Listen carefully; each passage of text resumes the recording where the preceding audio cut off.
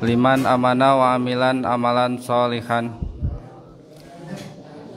Asyhadu an la ilaha illallah wahdahu la syarikalah wa asyhadu anna Muhammadan abduhu wa rasuluhu allazi la nabiyya ba'da amma ba'du. Puji pinareng syukur kehadirat Allah Subhanahu wa taala. Alhamdulillah urang baris tiasa kempal ngariung dina raraga tolabul ilmi. Mudah-mudahan Allah ngamudahkeun ka urang dina ikhtiar urang nyiar ilmu. Amin ya rabbal alamin. Alhamdulillah al ustad parantos sumping disagedengeun urang sadaya. Insyaallah tema nu baris didugikeun ku al ustad, nu baris dielmukeun ku al ustad ngeunaan syariat dan fikih Islam. Mudah-mudahan Allah ngamudahkeun ka urang sangkan ngartos kana naon nu bakal didugikeun ku al ustad. Kukituna ngarah teu nyang kolong kana waktos mangga ka al ustad dihaturanan. Cek set dua.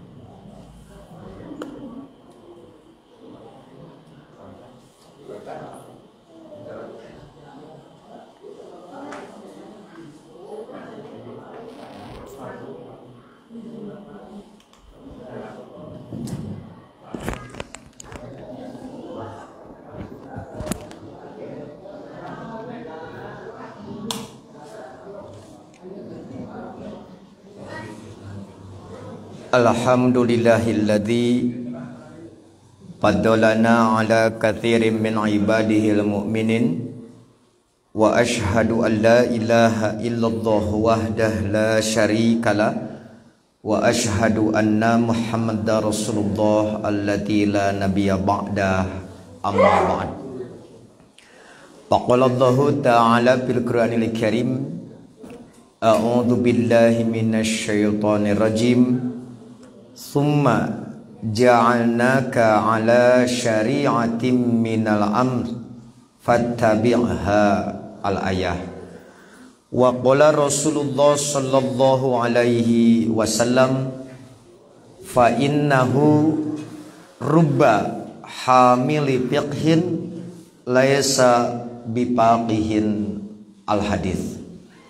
Hadirin ikhwatu iman, bapak-bapak dan ibu-ibu serta para mujahid ilmu generasi baru, baik yang hadir di Masjid Al-Kafah ini, terutama ketua PJ dan juga jajaran Tashkil PJ Persis dan Otonom, serta ketua dan jajaran pengurus DKM Masjid Al-Kafah.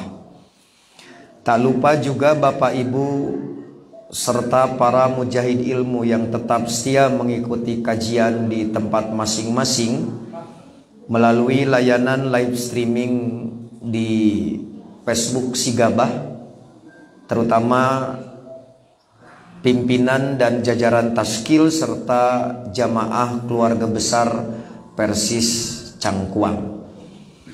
Tidak ada pujian yang paling pantas terucap dari lisan selain alhamdulillah, karena atas kudroh irodah serta inayah Allah subhanahu wa ta'ala kita bisa dipertemukan kembali di majelis ini, terutama bagi saya pribadi, Bapak Ibu yang telah menunaikan tugas terkhusus di Jamaiyah melalui sidang Dewan Hizbah sebagai sidang terakhir periode kepemimpinan Ustadz Aceng sebagai Ketua Umum, Akeh atau Kiai Haji Muhammad Romli sebagai Ketua Dewan Hizbah, dan Ustadz Jae sebagai Sekretaris Dewan Hizbah, yang sekaligus merupakan acara penyerta muktamar yang ke-16 Persatuan Islam yang insya Allah akan dilaksanakan pada bulan April, dan sidang Dewan Hizbah telah berlangsung di tanggal 9 dan 10 Februari. Banyak ilmu dan keputusan yang sejatinya perlu untuk disosialisasikan, tetapi karena mekanisme di Jamaiyah Persis, walaupun Dewan Hizbah telah menetapkan keputusan untuk menjadi peraturan putusan Jamaiyah, maka tentu harus ditanfidkan oleh Ketua Umum.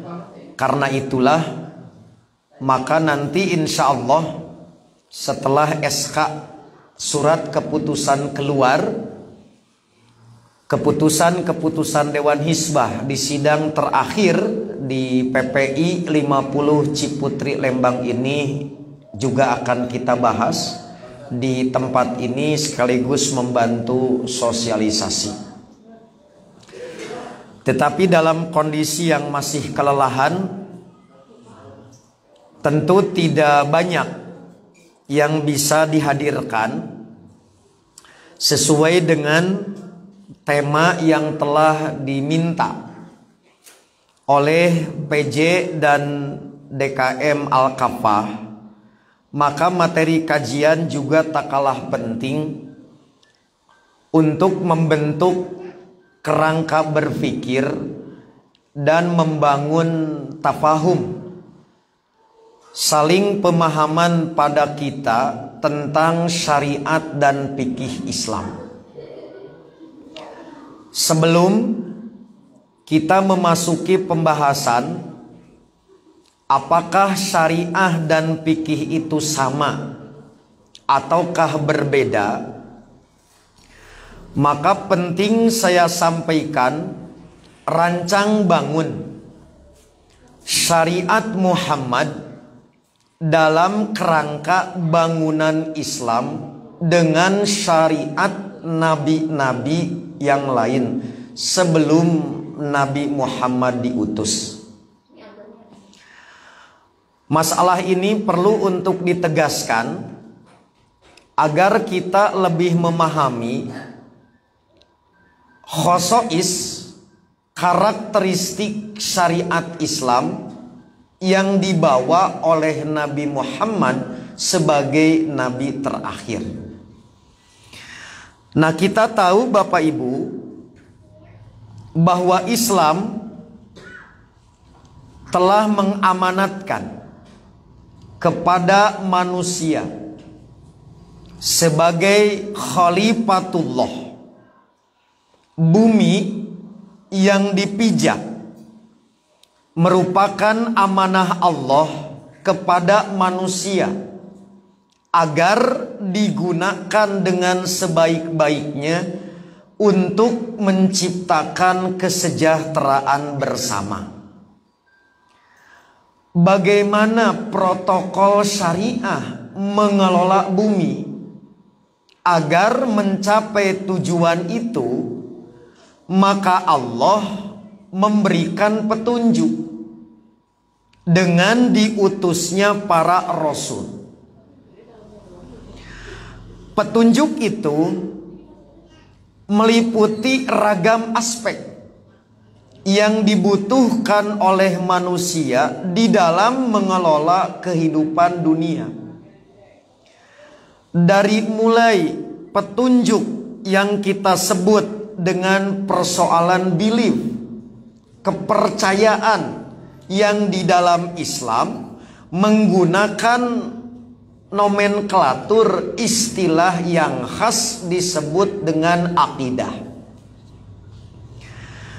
Kemudian juga petunjuk yang berkenaan dengan perilaku, amal perbuatan. Tak terkecuali petunjuk itu diturunkan untuk mengatur suluk atau akhlakul karimah. Maka dua komponen pertama, yaitu akidah dan akhlak, relatif bersifat konstan, tidak mengalami perubahan yang berarti antar nabi. Tetapi komponen amal perbuatan antar nabi itu memiliki perkembangan sesuai dengan situasi dan kondisi yang dihadapi oleh nabi yang bersangkutan. Dalam konteks inilah syariat secara akidah dan akhlak antar nabi tiap generasi itu sama. Tetapi syariah dalam konteks peraturan amal perbuatan mengalami perbedaan. Hal ini diisyaratkan oleh Allah di dalam surat Al-Maidah ayat 48. Likullin ja'alna minkum syir'atan wa minhaja. Bagi tiap-tiap umat kami tetapkan syariat dan jalan. Saya ambil contoh masalah thaharah.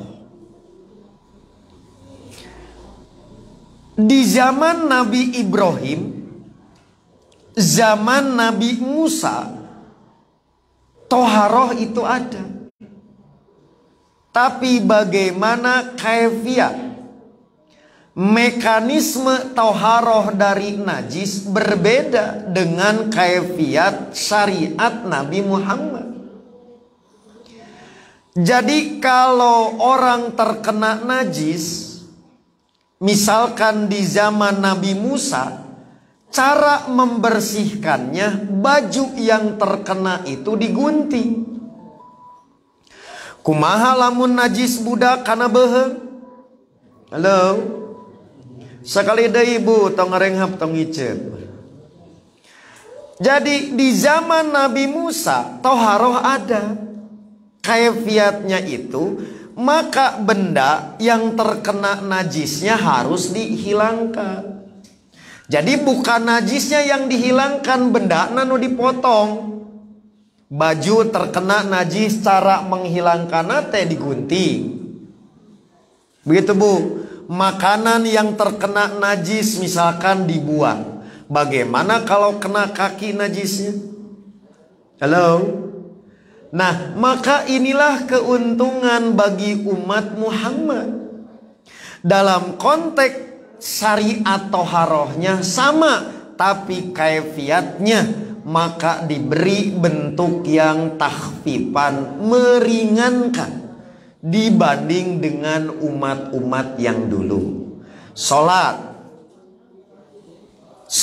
zaman Nabi Musa bukan sekedar 50 rakaat, boleh jadi 50 waktu. Sehari semalam cuma 24 jam. Kira-kira sapoe sabaraha kali salat ngatur 24 jam dibagi 50 atau 50 rakaat. Urang mah ngan 5 waktu. 17 rakaat nu wajib ge minta ampun. Cigana lamun syariat salat 50 rakaat di zaman Nabi Musa tetap diberlakukan di umat Muhammad, loba nu gagal. Nah itu contoh. Jadi inilah yang membedakan. Akidah dan akhlak relatif sama, syariat mengalami perubahan antar generasi para nabi. Dalam konteks ini pula, Nabi menyatakan wal anbiya ikhwatun li'alatin. Para nabi tak ubahnya bagaikan saudara sebapa. Ummahatuhum syata, syariatnya banyak, syariatnya beragam. Wadinuhum wahidun, tetapi agamanya sama, yaitu tauhidullah, mengesahkan Allah. Dari latar belakang inilah Bapak Ibu, kita menemukan keunikan syariat Islam yang dibawa oleh Nabi Muhammad sebagai nabi terakhir, memiliki keunikan yang tidak dimiliki oleh syariat-syariat nabi sebelumnya. Di antara keunikannya, syariat Islam bersifat kamil, bahasa legeg barudak gading tutuka, komprehensif, komplit, dan juga syamil atau universal. Lihat Bapak Ibu, syariat zaman dulu tidak berlaku bagi umat lain, maka hanya berlaku sektoral umat Nabi yang bersangkutan. Maka antara syariat Nabi Yunus tidak berlaku untuk syariat Nabi umat Nabi Yusuf. Berarti tidak universal, terbatas, bahasa legegna sektoral dan temporal. Maka nabinya wafat, selesai. Tetapi syariat Muhammad yang terakhir bersifat universal, berarti tidak sektoral, temporal, berlaku sampai kiamat walaupun nabinya telah wafat. Kenapa Bu? Karena tidak akan datang lagi nabi lain setelah Nabi Muhammad. Itulah yang Nabi nyatakan, la nabiyya ba'di, tidak akan datang nabi lain setelah aku. Maka syariatnya berlaku universal. Islam gading tutuka akan sama dengan Islam Tunisia, karena syariatnya sama, yaitu syariat terakhir. Syariat Islam orang Afrika sama dengan orang Eropa. Inilah yang disebut keunikan syariat Muhammad bersifat universal, yaitu tidak dibatasi oleh sektor, oleh teritorial, oleh wilayah domisili kehidupan, dan tidak kadaluarsa oleh waktu periode tertentu. Sementara disebut kamil, komprehensif, maka aturan Islam itu membahas ragam persoalan. Sementara syariat umat-umat yang lain tidak terlalu banyak membicarakan aturan-aturan detil di dalam praktek kehidupan. Contoh, adakah akad investasi menurut ajaran Nabi Musa? Yang disebut musyarakah, mudharabah, tidak ada. Bagaimana yang disebut akad pinjam meminjam, praktek pinjam meminjam nama geus aya da ngahutang mah ti baheula. Tapi bagaimana aturan main boreng, aturan main hipotik, nggak ada. Itu baru ada di syariat Muhammad. Nah, itu namanya kamil, yaitu komprehensif, lengkap, komplit gitu. Jadi dalam konteks prinsip syariat, tidak ada satupun tarikan napas manusia dalam hidup kecuali di situ syariat hadir. Tidak ada satupun tanah satu jengkal yang dipijak oleh manusia kecuali di situ syariat pasti mengawal.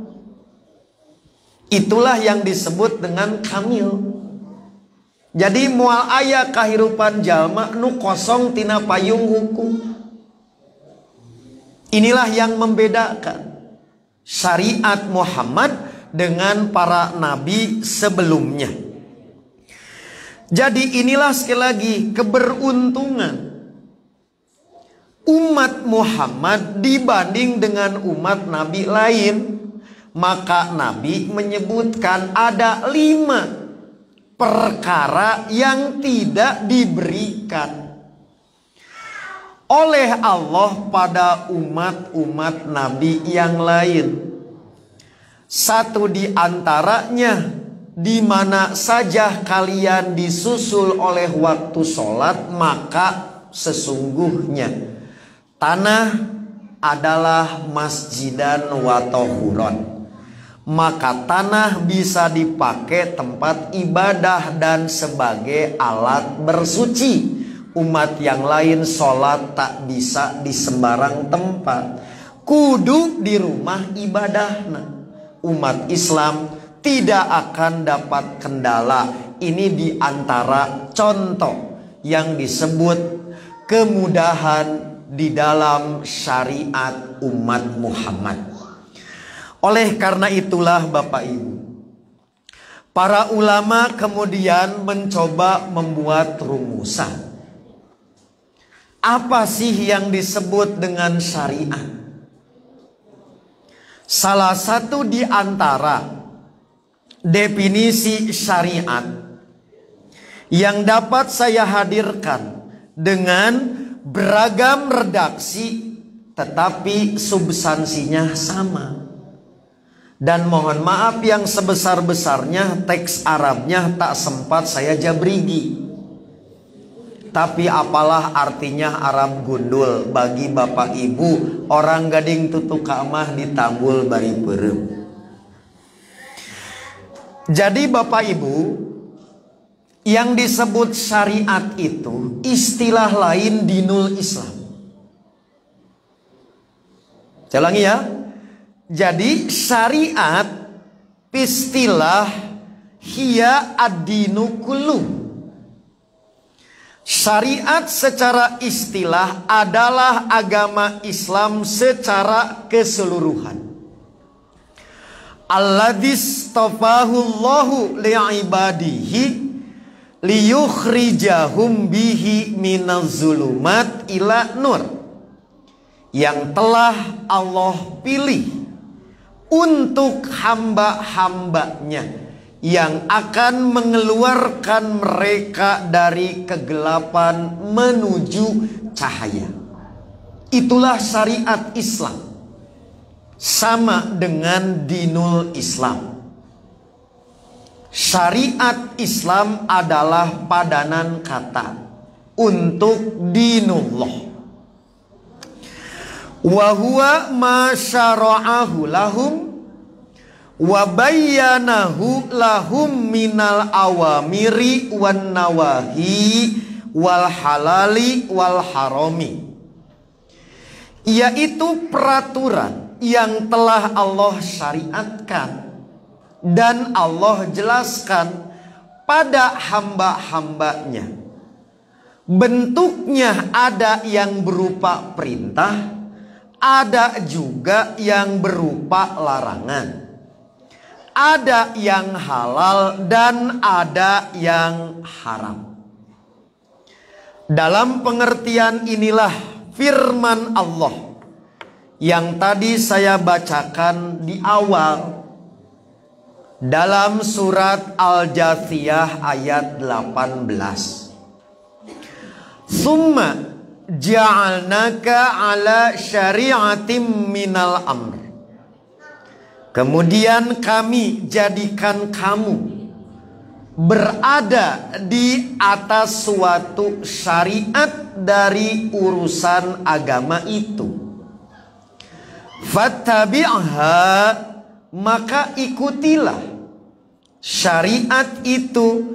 wala tattabi' ahwa alladzina la ya'lamun. Dan janganlah kamu ikuti hawa nafsu orang-orang yang tidak mengetahui. Maka dari sinilah Bapak Ibu, syariat Islam istilah lain dinullah atau dinul Islam yang memiliki sifat kamil dan syamil, memiliki fungsi dan kedudukan sebagai manhajul hayat, sistem hidup yang bertujuan menjamin keselamatan manusia sepanjang hidupnya. Ada 5 komponen hidup yang hendak diselamatkan. Jangankan kelima komponen ini tidak ada, satu saja hilang akan menimbulkan kehancuran hidup. Pertama, keselamatan agama yang disebut dengan hifdzuddin. 2, keselamatan diri yaitu jiwa raga yang disebut dengan hifdzun nafas. 3, keselamatan akal yang disebut dengan hifdzul aqli. 4, keselamatan harta benda yang disebut dengan hifdzul mal. Dan keselamatan keturunan yang disebut dengan hifdzun nasab. Lihat Bapak Ibu, jadi syariat diturunkan, fungsi dan kedudukannya itu hendak menjaga keselamatan 5 komponen dasar. Sambil contoh Bu, ibu soleh, harta teboga,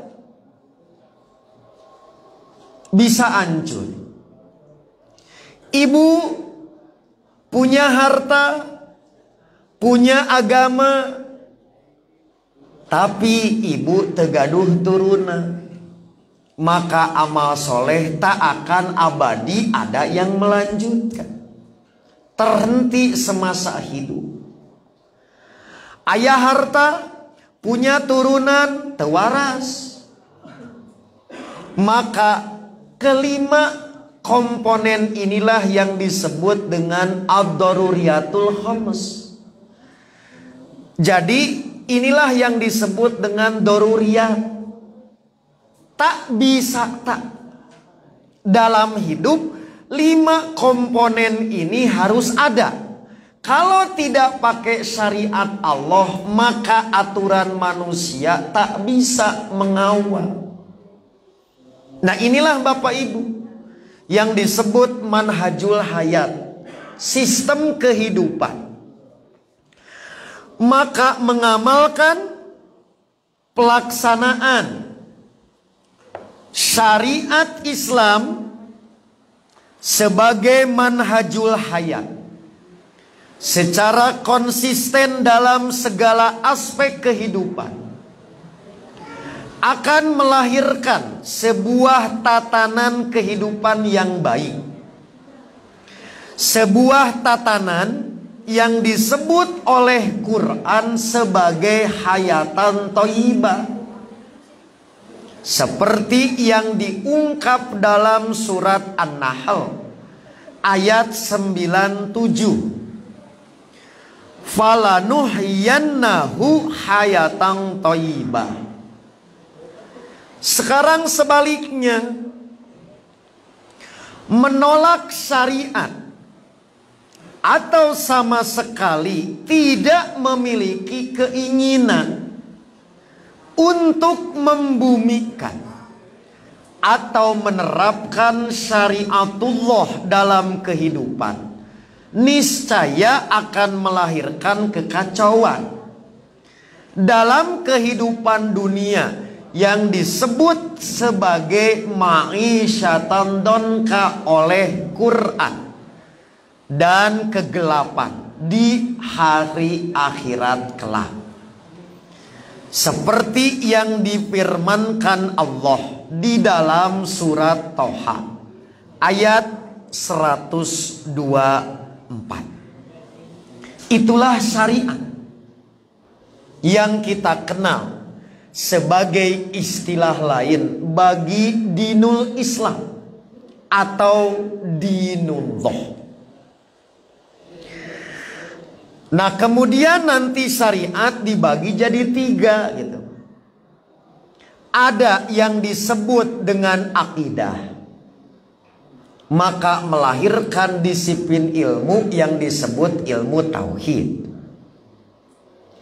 Yang kedua yang berkenaan dengan ibadah. Ibadah ada yang disebut ibadah mahdhoh atau goer mahdhoh yang disebut muamalah. Lahirlah istilah ilmu fikih. Yang ketiga syariat yang berkenaan dengan suluk, dengan perilaku, yang kemudian melahirkan disiplin ilmu yang disebut ilmu akhlak. Sebagian pihak memaksa ingin masuk tasawuf, yang kemarin kita bahas tarekat. Akhlak disepakati, maka disiplin tasawuf atau tarekat itu menimbulkan kontroversi. Maksudnya ingin menjabarkan syariat di bidang suluk, di bidang perilaku. Nah, maka ada klasifikasi hukum yang berkenaan dengan etikodi, berkenaan dengan amal perbuatan atau ibadah, berkenaan dengan suluk. Maka itu dibuat oleh syariat, oleh Allah, disiplin ilmunya oleh para ulama.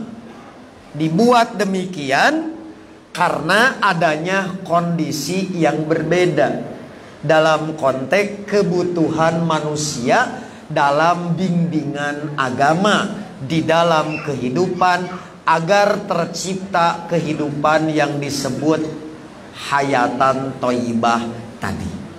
Itulah Bapak Ibu sekilas gambaran yang disebut dengan syariat Islam.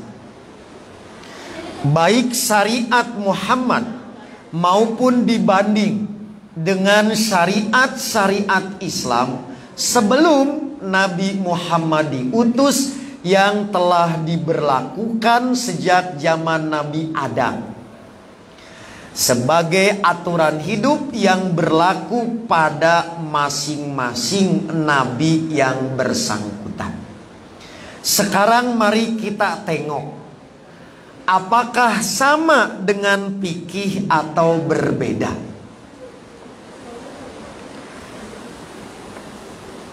Bapak Ibu yang dirahmati Allah, dilihat dari sejarah perkembangan, terutama fikih setelah mengalami kristalisasi menjadi disiplin ilmu tersendiri, maka istilah fikih mengalami perkembangan makna. Bukan perkembangan, penyempitan. Karena ternyata Bapak Ibu, fikih pada masa awal Islam, yaitu di zaman Nabi, sahabat, dan zaman tabi'ut tabi'in, istilah fikih sejatinya adalah sinonim dengan istilah syariat. Itulah fikih masa awal. Saya ambil contoh Bu ya. Fikih dimaknai dalam perkembangan sejarahnya itu berbeda maknanya antara awal dan kemudian. Ini contoh Nabi menyebut fikih.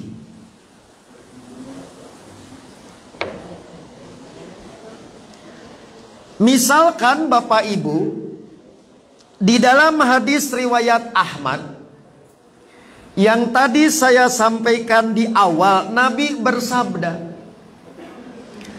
Nadharallahu mra'an sami'a minna haditsan fahafizahu hatta yuballighahu ghairahu. Allah menyukai seseorang yang mendengar hadis dariku, lalu ia menjaganya hingga ia sampaikan pada yang lainnya.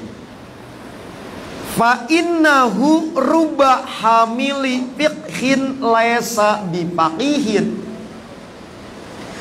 Karena sungguh berapa banyak ahli fikih yang tidak faqih. Wa ruba hamili fiqhin ila man huwa afqahu minhu. Dan berapa banyak pembawa fikih menyampaikan kepada orang yang lebih faqih dari yang bersangkutan. Lihat Bapak Ibu, ketika Nabi menyebut fikih, maka fikih yang dimaksud pengertiannya di masa awal sama dengan syariat. Entah kia Bu, sungguh berapa banyak ahli fikih padahal dia bukan faqih. Maksud Nabi teh hanya melulu membicarakan tentang urusan amal perbuatan, urusan akidah mah teu asup tasanes gitu. Karena Nabi menyebut fikih berarti urusan akhlak mah teu kaasup fikih, bukan begitu. Masa awal istilah fikih padanan kata untuk syariat. Nah ini perlu saya sampaikan. Jadi sekiranya saya ditanya, Ustadz sama atau tidak syariat dengan fikih, tergantung mau dari mana melihatnya. Mau fikih dalam istilah awal atau fikih dalam perkembangan ilmu fikih, maka akan beda cara menjawabnya. Bisa sama, bisa jadi berbeda. Inilah buktinya bahwa istilah fikih sudah ada sebelum ilmu fikih disusun. Sebelum imam madhab lahir, maka istilah fikih sudah digunakan. Nah, saya yakin orang Gading Tutuka mah pasti satu di antara ayat Quran paling hafal tentang fikih selain ayat wa'tasimu bihablillahi jami'an wala tafarraqu. Apa Bu? Liyatafaqahu fiddin, yaitu tafaqquh fiddin.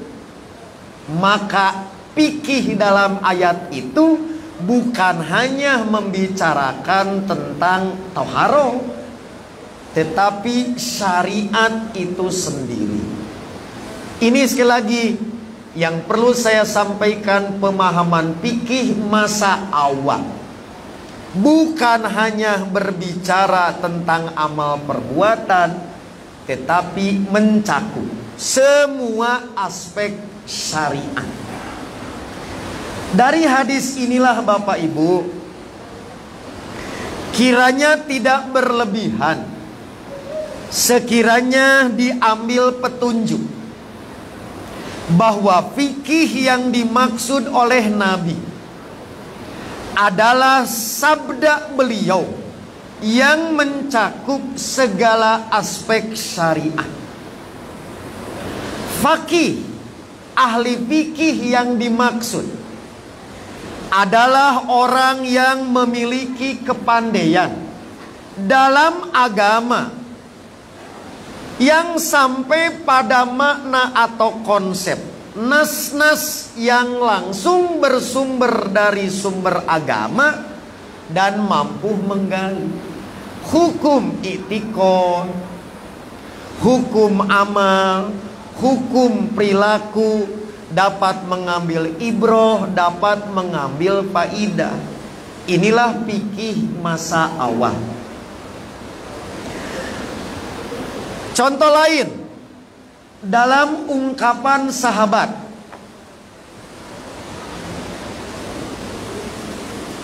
Fikih dalam pengertian awal mencakup ilmu akidah, ibadah, dan akhlak. Diungkap dalam bahasa para sahabat. Oke, saya nggak sempat masukin. Ini ucapan tabi'ut tabi'in. Ada satu sebelum itu yang perlu saya sampaikan. Saya ambil 3 sahabat yang pernah menyebut kata fikih. Misalkan perkataan Ibnu Umar yang hampir senada dengan ungkapan Ibnu Mas'ud, Abu Darda. Ungkapannya begini, Bu, tidak saya lampirkan. Min fiqhil mar'i, di antara ciri kepakihan seseorang yaitu iqbaluhu ala hajatihi hatta yuqbila ala solatihi wa qalbuhu farighun. Kan gini, Bu, begitu datang waktu sholat lalu dihadirkan makanan, sholat heula dahar heula. Sakali deui, Bu. Boleh. Mending ingat sholat keur dahar atau mending ingat dahar keur sholat? Banyak bala linter da orang gading mah. Jadi kata Ibnu Umar, Ibu, dan kata Abu Darda, menurut Nabi, apabila datang waktu sholat, kudimal asa pabda'u bil asa. Begitu datang waktu sholat, kemudian hadir makanan. Maka ciri kepikihan seseorang mah dahar heula. Setelah itu dia sholat, maka sholatnya khusyuk, tidak terganggu dengan kesibukan dunia. Oh, cenah abdi mah sholat heula tapi inget kana dahar tetep pikih eta teh. Nabi wae pi urang dahar heula cek Nabi ieu jadi abqoh. Lebih nah itu contoh, Bu. Jadi dalam bahasa ini fikih yang dimaksud bukan urusan amal perbuatan, tetapi mampu khusyuk di dalam menjalankan aturan Allah, terbebas jiwanya dari terbelenggu kesibukan dunia. Maka ini berkenaan dengan akidah, dengan amal dan akhlak. Contoh lain, misalkan perkataan Ibnu Mas'ud, min fikir rojul an yaqula lama la ilma lahu bihi, atau lima la ilma lahu bihi Allahu a'lam. Ciri kepikihan seseorang, kalau dia ditanya lalu dia tidak tahu, menjawab wallahu a'lam. Maka kata-kata min fikir rojul dalam perkataan Ibnu Mas'ud mencakup syariat secara keseluruhan. Nah ini contoh, Bu. Jadi yang disebut fikih masa awal itu adalah syariat. Terakhir karena sudah jam 9, maka fikih dalam pengertian awal yaitu istilah lain syariat, kita dapatkan pula dalam ungkapan Imam Hasan Al-Bisri, seorang tabi'in, atau ada yang menyebut tabi'ut tabi'in generasi awal, yang wafat pada tahun 110 Hijriah. Imam Hasan Al-Bisri mengatakan begini, innamal faqihu al-mu'ridu anid dunya ar-raghibu fil akhirah. Ahli fikih tiada lain orang yang berpaling dari godaan dunia. Ar-ragibu fil akhirah, mencintai kehidupan akhirat. Zul basirati bidinihi, punya kearifan, kecerdasan pada urusan agamanya. Al-mudawamu ala ibadati rabbihi, continue dalam beribadah pada Tuhannya. Al-wara al-kaf an a'radil muslimin, ciri ahli fikih mah tara ngomongkeun batur, tidak mencederai kehormatan sesama muslim, paling anti gibah dan hasud. Kemudian al-afif an amwalihim, menjaga diri dari harta mereka, api karena harta batur. An-nasih li jama'atihim, dan menasehati jamaah mereka. Itulah fikih. Lihat Bapak Ibu, fikih membicarakan urusan ibadah, akidah, yaitu hidupnya lebih banyak ditujukan untuk kehidupan akhirat. Hidup dunia tidak menjadi penghalang. Jadi manteng akidahna, full, totalitas. Dua, dia cerdas memahamkan persoalan hukum agama, tetapi dia pun rajin dalam beribadah, membangun hubungan personal dengan Tuhannya, dan punya akhlakul karimah. Kehormatan batur dijaga, tak mudah mengomongkan. Mahal ahli fikih mah keur ngomongkeun batur. Tidak mudah mencederai seseorang, kehormatan, kemuliaan. Muruah orang lain dijaga. Kemudian dia juga berhati-hati berkenaan dengan harta benda milik orang. Cek paribahasa anak Perancis mah tara cocorokot ceceremet. Gitu Pak.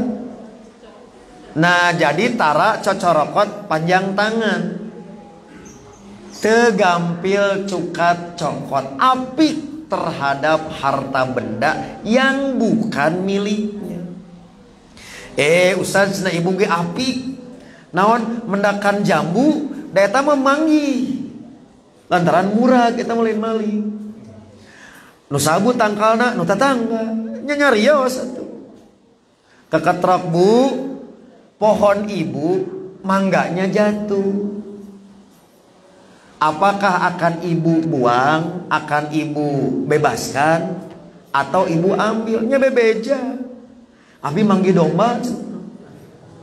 Nah, sanes maling domba nuturkeun abdi.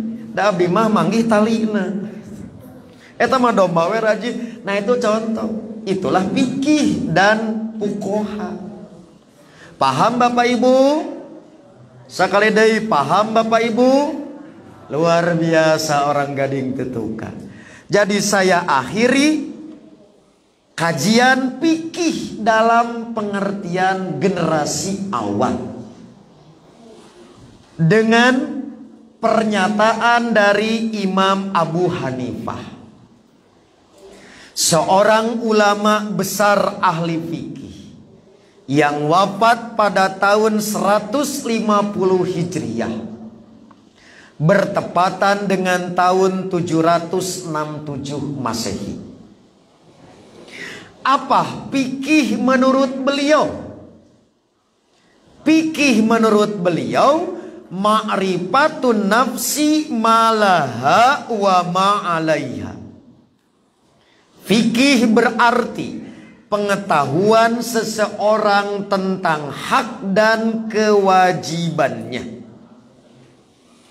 berdasarkan penjelasan Nabi, sahabat, tabi'in, dan generasi sampai periode Imam Abu Hanifah. kita dapatkan petunjuk fikih memiliki arti yang luas, termasuk masalah yang berkaitan dengan akidah.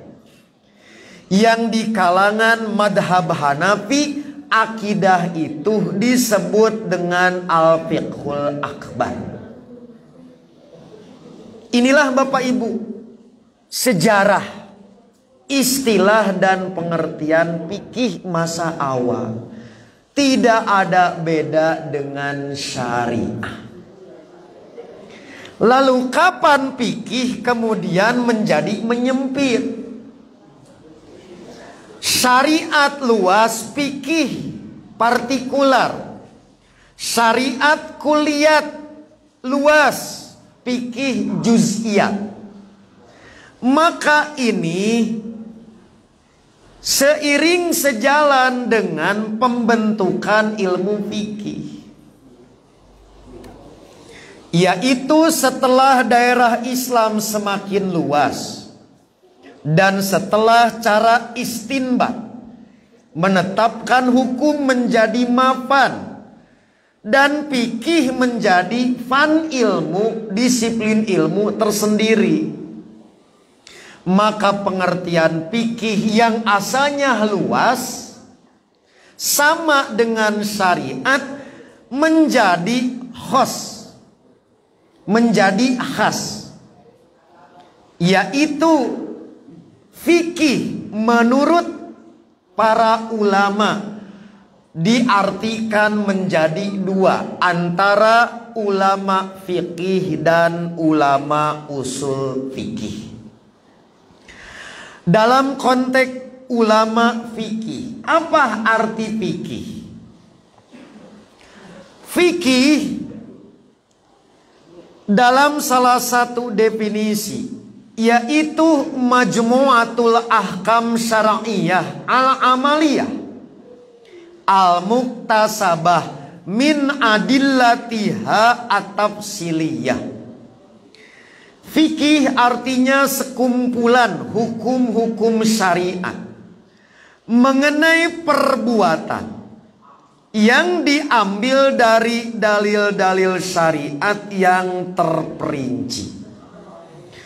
Berdasarkan definisi ahli fikih, tampak jelas bahwa fikih itu produk ijtihad, penafsiran terhadap syariat.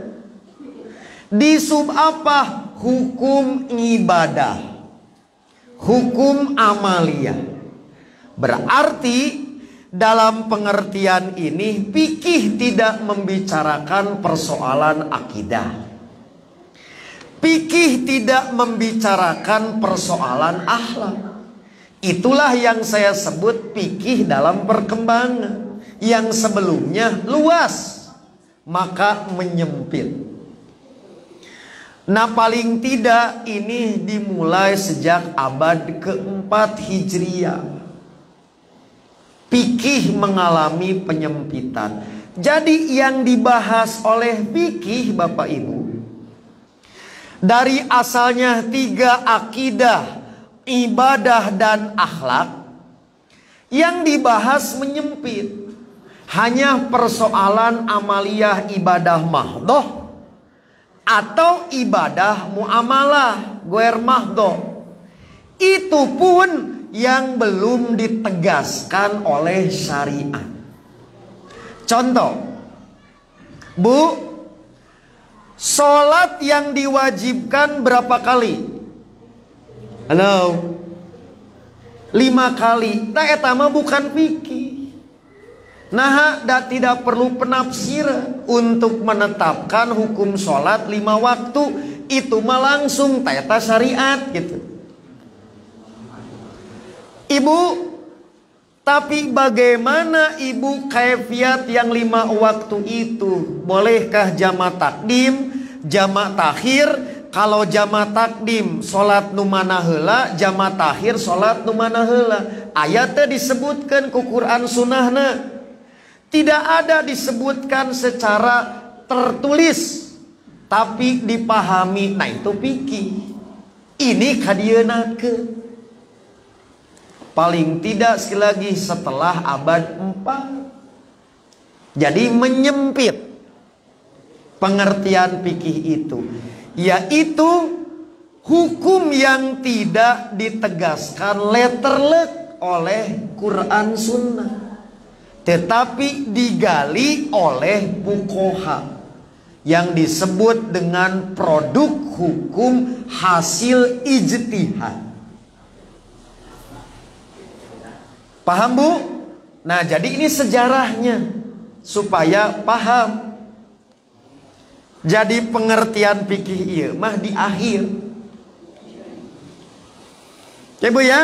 Jadi fikih dalam pengertian ahli fikih yaitu produk jadi. Kumaha nyieun hukumna?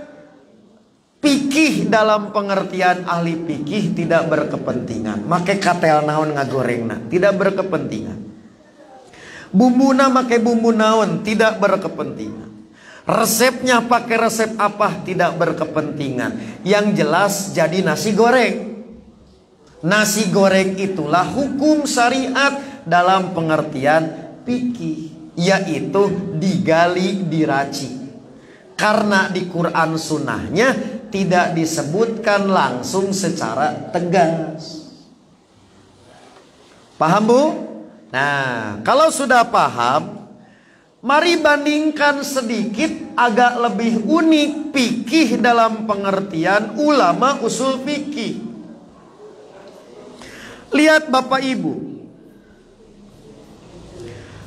fikih menurut ahli fikih itu produk jadi. Tetapi fikih dalam pengertian ahli usul fikih bukan hanya produknya, tapi bagaimana cara membuatnya, bagaimana prosesnya, bagaimana metode, bagaimana resepnya, yang kita sebut dengan turukul istinbat, yang tengah kita bahas nu Dewan Hizbah teh. Jadi fikih menurut ahli fikih produk jadi. Halal, haram, wajib, mubah, makruh. Tapi menurut ahli usul fikih bagaimana prosesnya dan caranya menetapkan hukum jadi wajib teh gitu. Kumaha bet jadi makruh? Padahal dina Qur'ana teu aya al jengkolu al makruhu teu aya. Rawahu Gading Tetuka. Tah kitu Bu. Apakah aya dalilna al peteyu al karohatu teu aya? Kumaha bisa ngambil kesimpulan menghukumi petei jadi makruh? Itulah fikih menurut ahli usul fikih. Jadi bukan hanya kesimpulan produk hukumnya, tapi proses dan metode. Nah jadi Bapak Ibu, inilah yang sering saya ingatkan. Beruntunglah kita di dalam berislam punya fikih. Baik fikih dalam pengertian awam sebagai istilah lain untuk syariah, maupun fikih dalam pengertian dalam kemudian hari. Karena dengan fikihlah syariat yang bisa menaungi tiap tarikan napas dan tiap jengkal langkah hidup bisa dibumikan. Walaupun nasnya, teksnya tidak ada, tapi ruhnya ditarik berdasarkan ilmu fikih dan usul fikih, maka perkembangan masalah kemudian menjadi punya jawaban. Oke, saya ambil contoh. Bu, kumaha hukum vaksin? Halo, ada di Quran al vaksinu wajibun ala kulli syai'in qadir. Teu aya. Surat naon? Hadis Nabi. Tanpa fikih kita nggak akan bisa. Bagaimana hukum vaksin? Komo vaksina COVID-19 dibatasi pakai 18 nah dibatasi produk Sinovac dan Bio Farma, rawahu Bukhari aya Bio Farma. Tuh Pak, mohon maaf yang sebesar-besarnya. Di kita fikih terlalu dikesankan horor, maka kesannya jadi jelek, membuat perpecahan. Padahal dengan fikihlah kita bisa terjalin hubungan dengan syariat. Saat di syariat tidak dijelaskan secara teks, maka peran fuqaha menggali. Tak itu bu beruntung. Da urang melepat mahamkeun fikihna. Setiap beda pendapat, fikih hilafiyah tak lepat sanes lepat fikih, salah paham terhadap fikih. Kesannya perpecahan antara kunut te kunut, ucoli te ucoli kan gitu. Nah bu, menghadapi kehidupan di masa depan, lamun tiap kejadian kudu aya Qur'ana kudu segede kandal kumaha. Tiap aya kejadian Qur'an nambah ayat. Cigana sama sin ieu Qur'an moal cukup. Berarti Qur'an teh ngabengkak. Paning kejadian mah up to date. Bu, yang hari ini canggih, masa depan mah tinggalan zaman. Sama seperti hari ini disebut canggih, yang dulu tinggalan zaman. Maka lamun Quran nutur-nutur model dan bentuk fisikna, Quran akan mengalami kadaluarsa. Itulah hebatnya Quran. Buku teknologi dipicen, koran isuk pageto moal payu, basi. Tapi syariat tak akan pernah basi. Cukup dengan 30 juz. Hadis gak akan lebih dari 1 juta. Tapi miliaran masalah di masa depan moal teu kawadahan ku syariat karena peran fikih. Nah itulah Bapak Ibu, mari kita kembalikan fikih ke mata air biar jernih. Yang hari ini fikih ditangkap di hilir yang telah kiru. Bukan fikihnya yang jelek, tetapi kesan yang muncul di masyarakatnya. Sehingga terkesan fikih inilah yang mematikan kreativitas dan perkembangan peradaban. Padahal fikih bagian dari peradaban dan mengawal peradaban itu sampai terus berlangsung hingga hari kiamat yang akan datang. Maka wajar sekiranya Nabi mengingatkan kita akan datang satu masa di mana ahlul qura lebih banyak, sementara al-faqih semakin sedikit. Karena ahlul qura tidak bisa memberikan panduan terhadap umat, karena kandungan itu hanya bisa dipahami oleh faqih agar tetap mendapat pengawalan dalam cahaya naungan syariah. Bapak Ibu, saya kira demikianlah gambaran singkat yang perlu saya sampaikan. Dan saya husnudon, kuliah ini seberapa semester, harus berapa SKS. Nanti ada kitabnya, Profesor Dr. Abdul Karim Zaidan itu menulis kitab namanya Al-Madkhal li Dirasah Syariat Islamiyah. 500 jilid, Arab gundul. Ibu mah hanya sajam paling lama. Jol mengerti luar biasa orang itu. Begitu pala linternya Bapak Ibu menerangkan, memahami syariah di zaman Nabi Adam sampai zaman Gading Tutuka, sehingga kita bisa memecahkan masalah dari persoalan ucoli sampai obligasi, dari urusan masalah sayur sampai urusan insinyur, hanya dengan 30 juz dan sekian riwayat.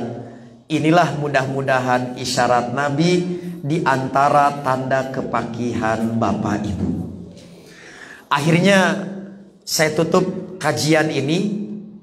Sebelum saya pamit, sekiranya ada hal-hal yang ingin disampaikan atau ditanyakan, saya tak akan bubarkan kajian ini sebelum pertanyaan mencapai 1000, karena akan dijawab oleh moderator. Demikian, aqulu qouli hadza wa astaghfirullah li wa lakum. Dipersilakan kepada siapa dulu yang ingin mengajukan pertanyaan. Oke. Agak gelap dari sini, maju. Ya, bisi salah ningal. Oke, maju maju. Ada mic-nya di situ? Ada? Oke, sebutkan nama, domisili, dan hobi. Bismillahirrahmanirrahim. Nama saya Hafiz dari Pribumi ya? Oke. Ini mungkin tidak berkaitan dengan tema hari ini, tapi ini agak mengganjal terkait dengan pengamalan hadis dhaif. Di mana saya mendengar jika hadis dhaifnya itu tidak berkaitan dengan akidah, maka itu boleh diamalkan saja. Ya. Lihat Bapak Ibu. Jadi apa bedanya antara akidah, ibadah, dan akhlak? Dalam konteks syariat, semuanya harus benar dari syariat. Kalau sekarang ada hadis dhaif, berarti kita yakini hadis itu bukan dari Nabi. Lalu kita mengamalkan berdasarkan hadis dhaif. Pertanyaan anak nurek ngaganjarna saha? Maka yang akan mengganjarnya berarti pencipta hadis dhaif eta ge lamun apal. Maka bisi gawe teu kapake. Itulah kedudukan hadis dhaif. Ulama semua sepakat tidak bisa diamalkan. Tetapi yang berbeda pendapat, yaitu sekiranya kedoifan itu masih berpeluang untuk terselamatkan yang disebut dengan kedoifan ringan, maka disitulah para ulama berbeda pendapat menjadi 3. Sekali lagi, perbedaan bukan pengamalan hadis dhaif, tapi kriteria dhaifnya ringan, artinya ada peluang. Contoh, misalkan mengacu kepada yang sering nih, pernyataan Imam Abu Daud dan Imam Ahmad. Dalam urusan akidah atau syariah secara umum, kami tasyadadna bil hadisi dhaif. Kami keras. Tetapi fi amril halal wal haram tasahalna. Tapi dalam urusan halal haram kami meringan-ringan gitu. Nah, itu diantara contoh yang disalahpahami seakan-akan pendapat Imam Ahmad dan Imam Abu Daud ini umum, urusan dhaif nu kumaha wae bisa diamalkan. Padahal ini dalam kategori dhaifnya yang ringan. Dhaif yang berat karena rawinya pendusta, ada yang munkarul hadis, ada yang ahlul bid'ah gulul, ada yang kadab. Semua sepakat para ulama itu menolak. Paham, Pak? Jadi tinggal masalah pun yasirun, dhaif ringan berpeluang. Tidak semua hadis dhaif itu bisa diamalkan. Tidak ada ulama yang berpendapat demikian. 2, sekiranya mau diamalkan, Para ulama yang menganjurkan pun maka memberikan syarat. Satu, saat mengamalkannya jangan diyakini secara pasti hadis itu ti Nabi. So, lamun urang ngamalkeun teh yakin ti Nabi bade kumaha? Ya, itu Bu. Dua, karena itulah saat meriwayatkannya jangan menegaskan qala Nabi, tapi ruwiya, diriwayatkan.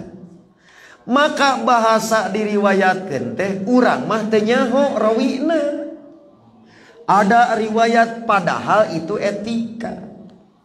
Bagi ulama jangan memastikan, maka we dibuat ruwiya ani Nabi, diriwayatkan dari Nabi, tidak olan Nabi sallallahu alaihi wasallam. Itu bentuk kehati-hatian. Yang terakhir, sedapat mungkin, maka hadis dhaif itu masih ada dalam naungan hadis sahih prinsip ajaran. Contoh, setelah wudu disyariatkan berdoa. Maka hadis-hadis yang sahih menunjukkan Nabi berbeda-beda doa teh karena mendoakan orang per orang. Ka Ibnu Abbas mendoakan teh Allahumma faqihu fiddin wa alimhu ta'wil, eta teh tas wudu. Kemudian kepada Sa'ad bin Rabi beda-beda. Lalu kita dapatkan hadis Allahumma ja'alni minat tawabin wa ja'alni minal mutatahhirin, dhaif. Maka saat kita gunakan doa Allahumma ja'alni minat tawabin wa ja'alni minal mutatahhirin sambil mengangkat tangan setelah wudu, bukan mengamalkan hadis. Da syariat ngadoana aya berdasarkan hadis sahih. Nah, itu bentuk kehati-hatian yang ketiga. Jadi pengamalan hadis dhaif yang ringan pun ternyata ada syarat, ada protokol, tidak serampangan. Begitu? Oke. Pertanyaan ke-200. Ibu? Atau Ibu mau bantu jawab? Cukup ya? Oke, Pak Jopik. Mik.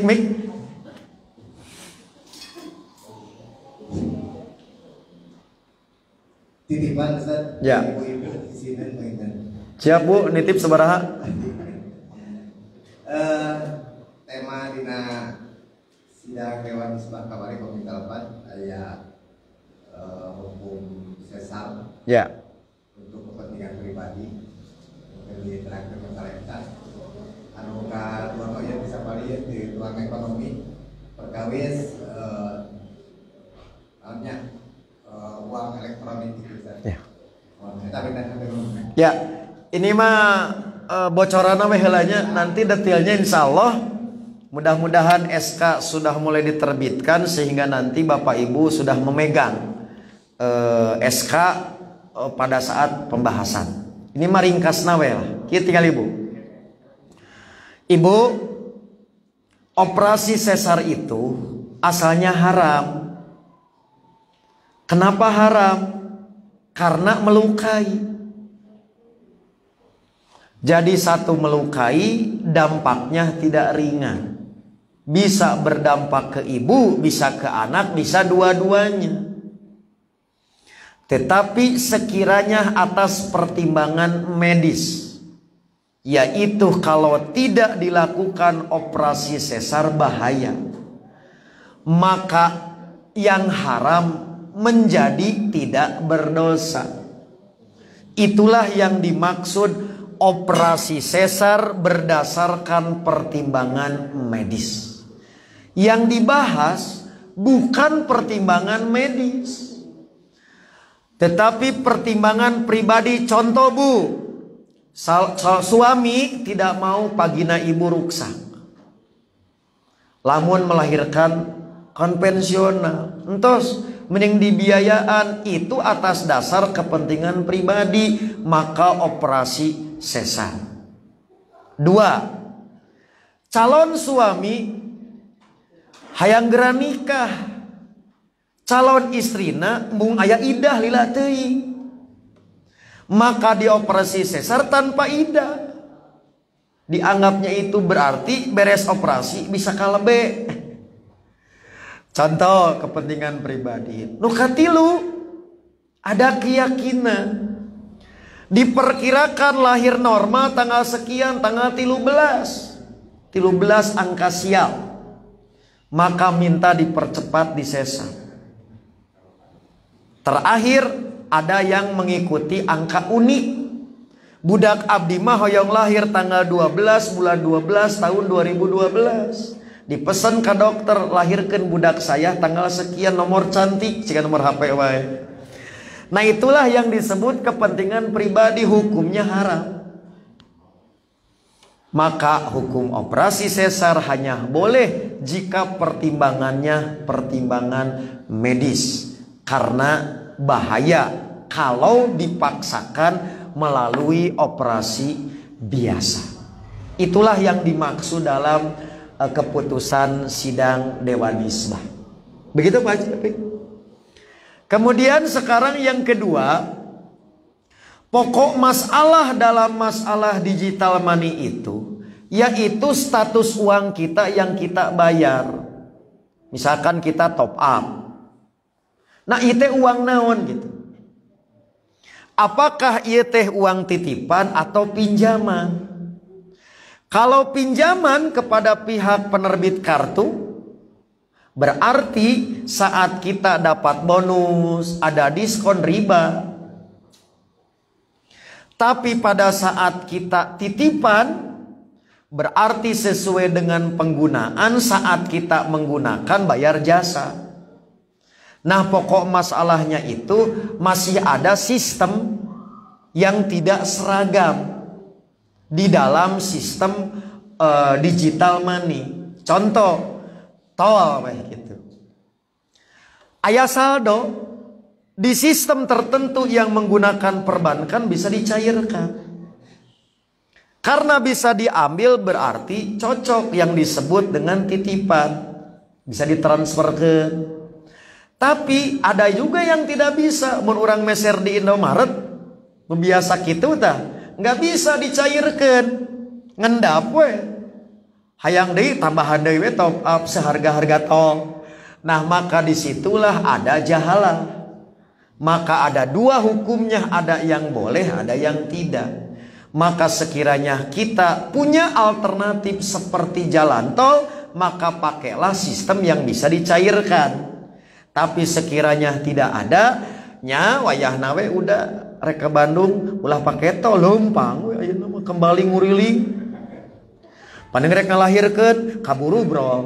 Berarti bisa jatuh darurat kalau tidak ada alternatif yang lain. Tapi pokok masalahnya ada pada sistem yang berbeda antara satu kartu atau satu sistem dengan sistem yang lain. Begitu kurang lebih gambarannya. Insya Allah nanti sekali lagi kami sedang merampungkan SK sebelum distorkan kepada ketua umum, karena Dewan Hizbah tidak berwenang secara resmi menerbitkan surat yang mengikat anggota, tetapi harus oleh PP Persis, dalam hal ini ketua umum. Maka besok mudah-mudahan setelah selesai SK dari Dewan Hizbahnya untuk dilaporkan kepada ketua umum hasil dari sidang dan segera diberlakukan menjadi keputusan yang mengikat secara formal bagi anggota Persatuan Islam dan Otonom dimanapun ia berada. Bapak Ibu, akhirnya waktu jua yang memisahkan kita. Terakhir asli Wakil Presiden.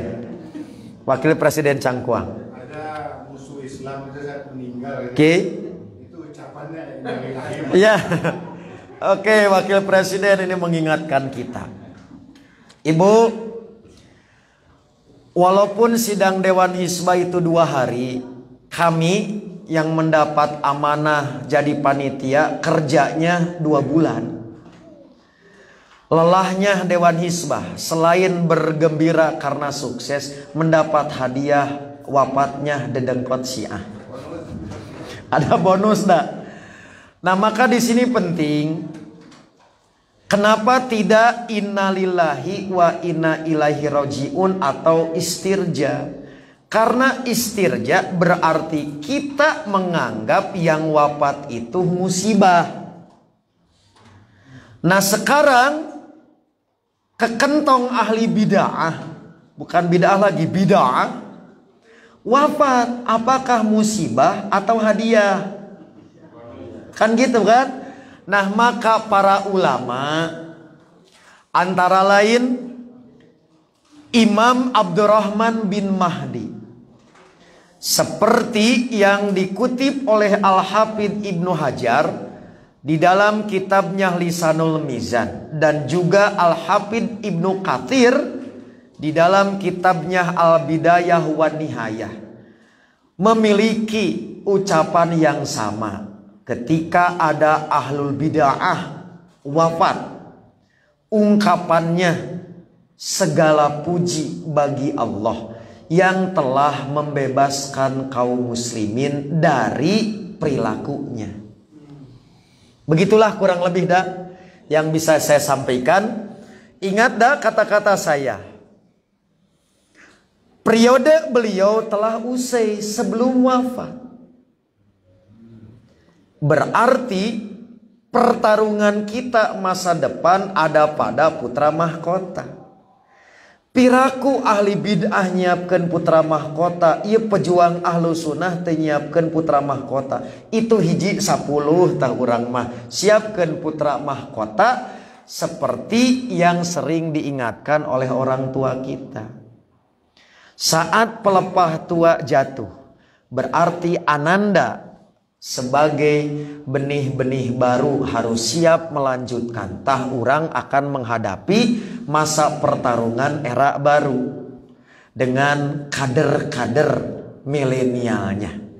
Maka kita boleh berbahagia, tapi jangan sampai euforia, karena perjuangan sejatinya telah menunggu di depan untuk generasi yang akan datang, supaya kita jauh lebih banyak para mujahid agar mereka tak bisa berkembang, paling tidak tak bisa di bumi hanguskan, jangan sampai berkembang. Begitu udah? Ya, terima kasih atas pertanyaannya, mengingatkan kita bersama untuk terus selalu meningkatkan waspada dan semakin giat kaderisasi daun-daun muda. Aku qouli hadza wa astaghfirullah li wa lakum. Wassalamualaikum warahmatullahi wabarakatuh. Saya kembalikan ke MC.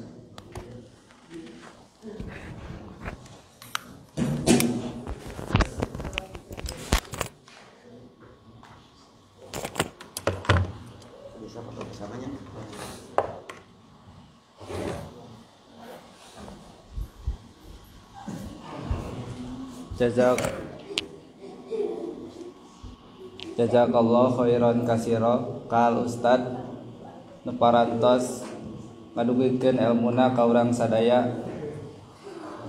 Mudah-mudahan ilmu nu didugikeun ku al ustad manfaat kangge urang sadaya. Mudah-mudahan oge urang tiasa ngamanfaatkeun ilmu ieu sangkan merjuangkeun agama Allah sanes merjuangkeun hawa nafsu urang tungkul. Amin ya rabbal alamin.